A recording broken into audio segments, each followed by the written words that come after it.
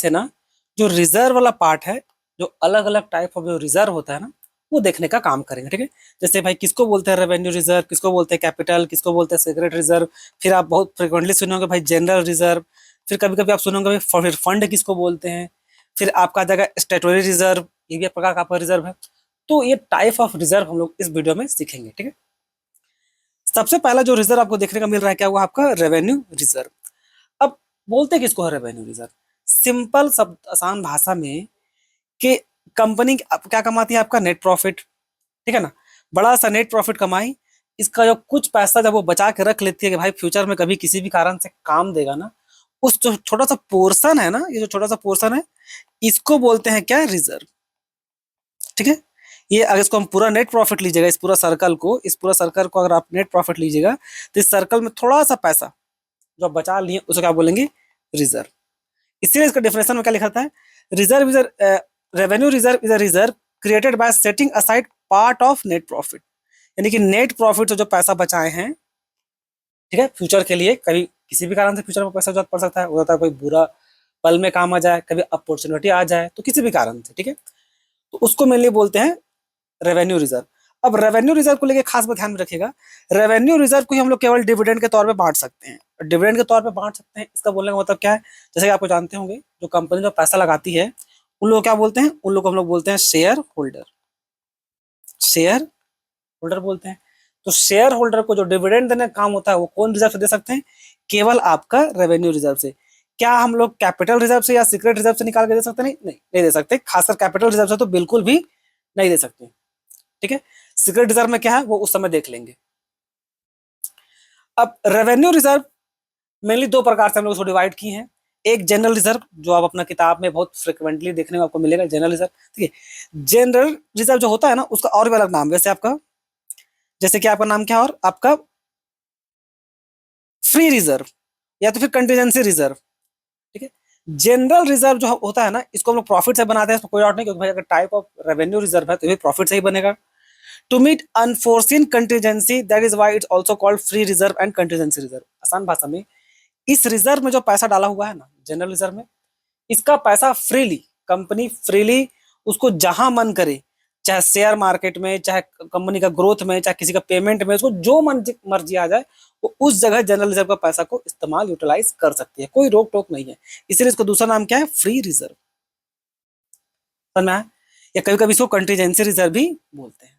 ठीक है, क्योंकि इसको कहीं भी फ्रीली इस्तेमाल कर सके। अब मान लीजिए फ्यूचर में अचानक से भाई, अचानक से किसी कारण से बहुत बड़ा अनसर्टेनिटी होने वाला है और कंपनी को लॉस आ सकता है, तो इस लॉस को कंपनसेट करने कहां से रिजर्व निकालेंगे, आपका जनरल रिजर्व से। ठीक है, या ऐसा भी लगा कि भाई फ्यूचर में कोई बहुत बड़ा अच्छा अपॉर्चुनिटी मिल रहा है जिससे बिजनेस अच्छा तरक्की करेगा, तो अपॉर्चुनिटी को ग्रैब करने के तो पैसा चाहिए ना, तो पैसा कहां से निकाल के लाएंगे हम लोग, जनरल रिजर्व से।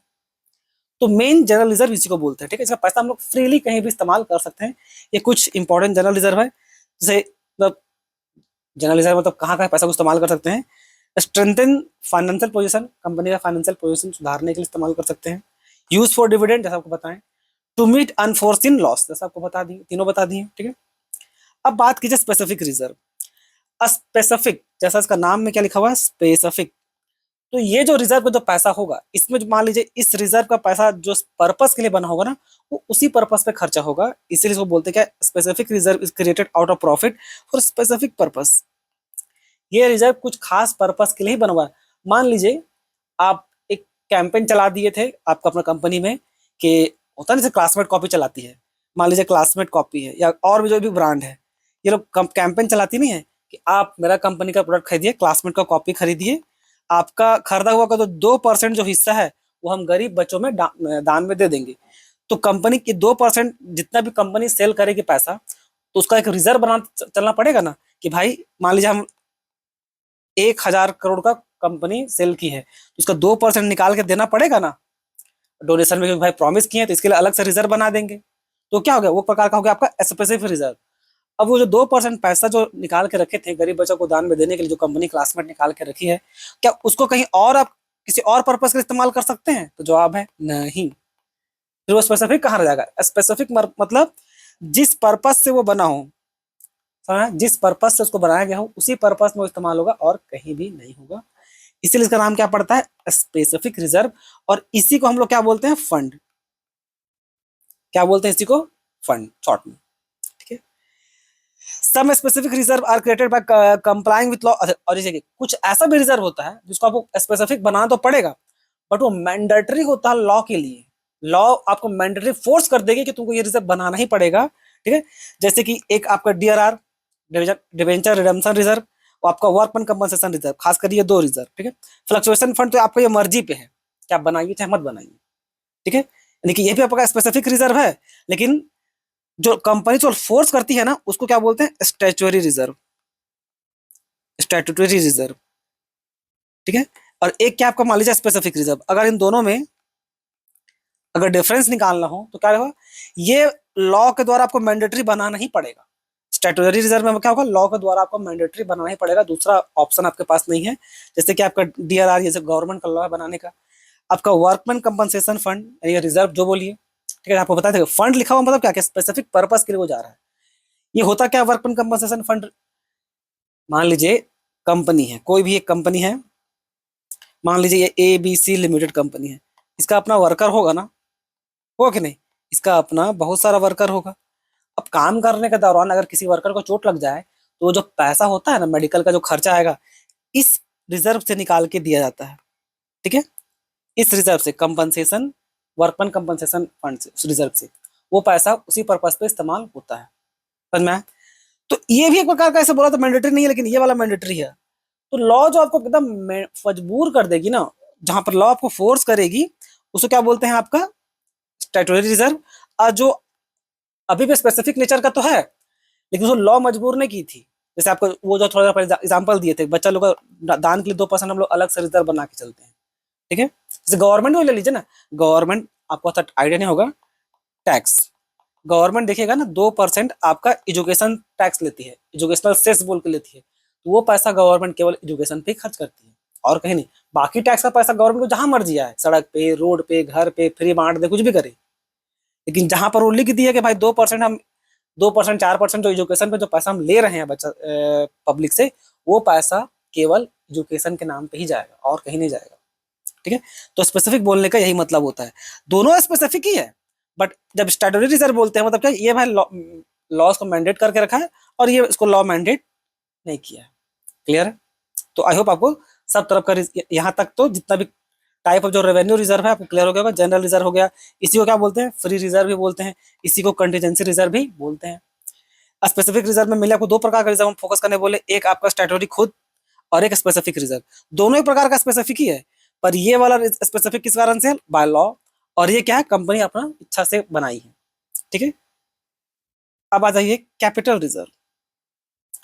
कैपिटल रिजर्व वो रिजर्व होता है जो कैपिटल प्रॉफिट से बनता है। अब what do you mean by capital profit से बनता है, इसका मतलब ये है कि ये जो रिजर्व है ना, ये डे टू डे जो आप मान लीजिए आपका कपड़ा का बिजनेस है, तो आपका डे टू डे बिजनेस क्या होगा, डे टू डे बिजनेस कपड़ा सेल करना और परचेज करना, कपड़ा दूसरा को बेच करके कुछ प्रॉफिट कमाना, यही ना है। तो अगर आपका सेल परचेज, कपड़ा का मेन बिजनेस है, सेल परचेज आप कपड़ा करते हैं, तो उससे जो प्रॉफिट कमाइएगा ना, उसको बोलते हैं क्या हम लोग, नॉर्मल प्रॉफिट, या समझ लीजिए रेवेन्यू रिजर्व में वो जाता है, ठीक है। वो आपका रेवेन्यू प्रॉफिट में से आएगा, यानी कि नॉर्मल प्रॉफिट्स में से आएगा, ठीक है। नॉर्मल कोर्स ऑफ प्रॉफिट है वो।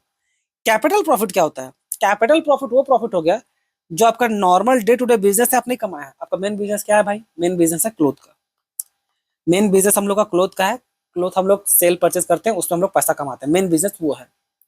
पर मान लीजिए आपका दुकान में क्या था, फर्नीचर पड़ा हुआ था, अब वो कुछ पुराना हो गया, अब उसको आपको बेच करके दूसरा लेना था, तो इस फर्नीचर को बेचिएगा, उससे भी तो कुछ माल पानी आएगा कि नहीं, कुछ पैसा आएगा।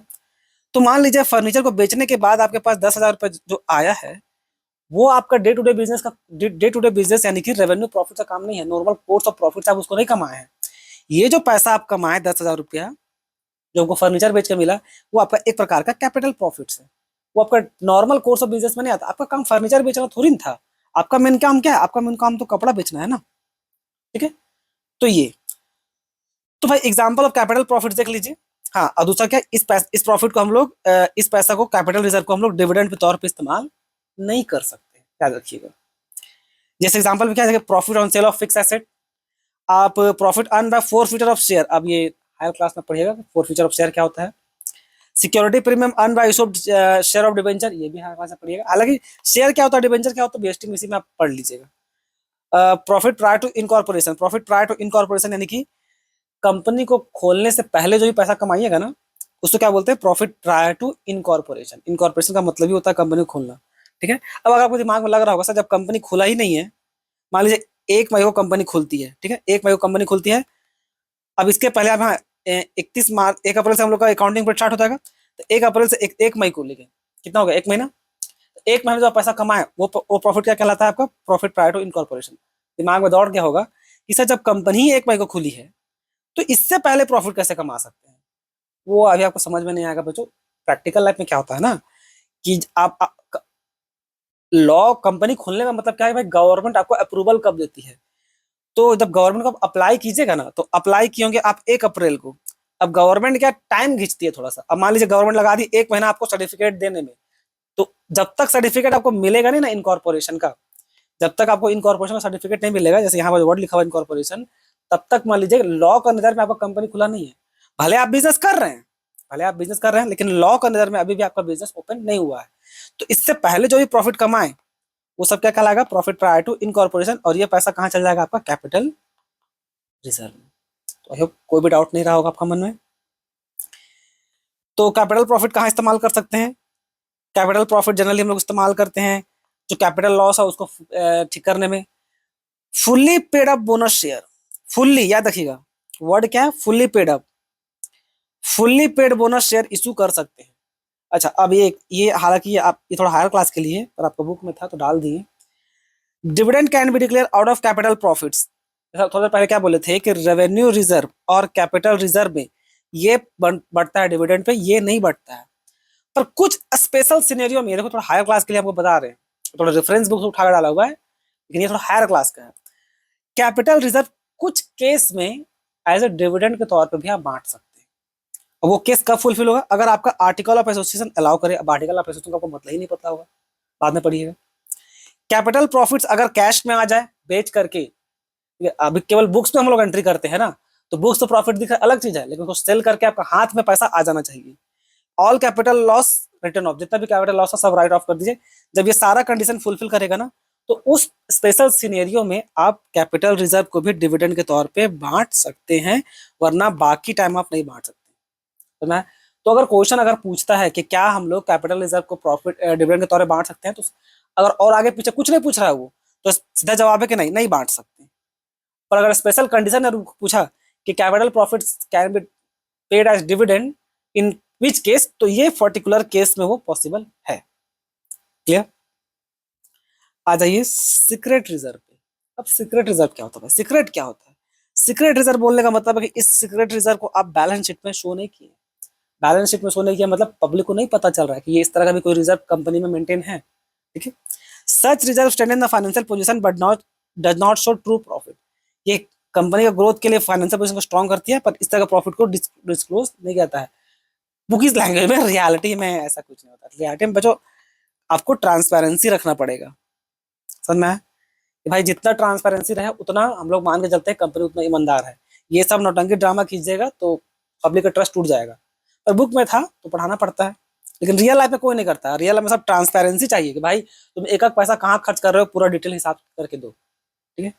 तो कैपिटल रिजर्व बनाते कैसे हैं, हम लोग ज्यादा रेट ऑफ डेप्रिसिएशन चार्ज कर देते हैं। डेप्रिसिएशन ज्यादा चार्ज करेंगे तो प्रॉफिट कम दिखेगा, ठीक है। By creating provision excess amount, excess provision भी चार्ज करेंगे तब भी प्रॉफिट कम दिखेगा, ठीक है। अंडर वैल्यूएशन स्टॉक, हम लोग का स्टॉक 1 लाख का था पर दिखा रहे हैं 10,000 का, तो 90,000 का साइड में प्रॉफिट निकाल के रख लिए। तो क्या सीक्रेट तरीका है। एडवांटेज क्या है, strengthen financial position, financial position को स्ट्रॉन्ग करता है।